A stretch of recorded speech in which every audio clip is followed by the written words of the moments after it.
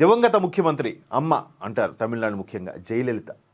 బకాయిలు చెల్లించుకుంటే జయలలిత ఆస్తులు వేలమని ఒక వార్త వస్తుంది. అంటే ఇంకా ఆవిడ్ని వెంటాడుతున్నాయి. ఆవిడ ఈవెన్ కర్ణాటక హైకోర్టు కూడా ఆవిడ హాస్పిటల్ అయినప్పుడు కూడా కొన్ని తీర్పులు వచ్చాయి. మొత్తానికి ఇదంతా ఇరికించే ప్రయత్నం ఆమెకి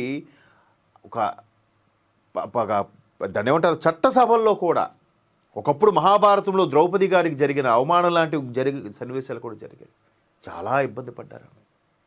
చాలా అంటే ఒక మహిళ ఎంత ఎఫెక్టివ్గా ధైర్యంగా పనిచేయొచ్చా అని కూడా చూపించింది. అందుకే ఇప్పటికీ అమ్మ అమ్మ అంటారు ఆవిడ్ని. జయలలిత గారు, జయలలిత మేడం అని ఎవరు ఉంటారు, అమ్మ. అటువంటి ఆవిడకి చాలా ఇబ్బందులు పెట్టారు. బట్ ఆస్తుల వ్యవహారం ఉంటే ఉండొచ్చు, దాని మీద ఇప్పుడు హైల్చల్ జరుగుతుంది. ఏదైతే తమిళనాడు ప్రభుత్వం, స్టాలిన్ ప్రభుత్వం ప్రస్తుతం నడుస్తుందో, స్టాలిన్ తండ్రి కరుణానిధి గారు ఈవెన్ జయలలిత గారుని ఎంత ఇబ్బంది పెట్టారో చాలా చరిత్ర ఉంది. అదొక తమిళనాడు ఒక హిస్టరీ. అయితే మద్రాస్ హైకోర్టుకు ఆదాయ పన్ను విభాగం సమాధానం: దివంగత ముఖ్యమంత్రి జయలలిత చెల్లించాల్సిన ఆదాయ పన్ను, సంపద పన్ను బకాయిలు చెల్లించుకుంటే ఇప్పటికే స్తంభం చేసిన ఆ ఆస్తులను వేలం వేయడానికి చర్యలు చేపట్టినట్టు మద్రాస్ హైకోర్టు ఈ విధంగా. అంటే చనిపోయినా కూడా ఆవిడ విడిచిపెట్టట్లేదు. ఇది ఒక రాజకీయ దుమారము. తమిళనాడులో ఎలా ఉండేదంటే ప్రతి 5 ఏళ్ళకి మారిపోతుండేవారు. ఒకసారి కరుణానిధి వస్తే ఒకసారి జయలలిత, ఒకసారి కరుణానిధి వస్తే ఒకసారి జయలలిత, అలాగే ఆల్టర్నేషన్గా వస్తూ ఉండేవారు.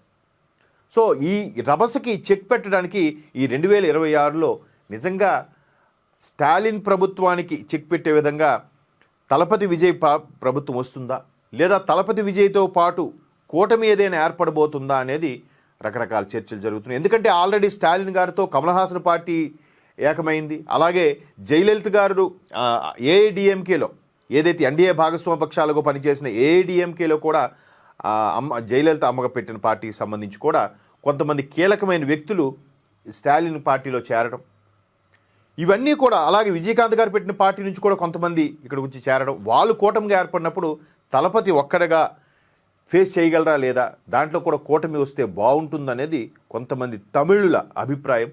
చూద్దాం తమిళనాడులో కూటమి కానీ వచ్చేలాగుంటే, ప్రస్తుత ఎన్డీఏ భాగస్వామ్య పక్షాలతో ఏర్పడిన కూటమి కానీ వస్తే తమిళనాడు, వెస్ట్ బెంగాల్, ఎస్పెషలీ ఈ 2 రాష్ట్రాల మీద అందరి దృష్టి ఉంది. ఈ 2 రాష్ట్రాల్లో వస్తే మార్పులు జరుగుతాయని ఒక చిన్న ఆశ కలుగుతోంది. చూద్దాం మరి ఇది.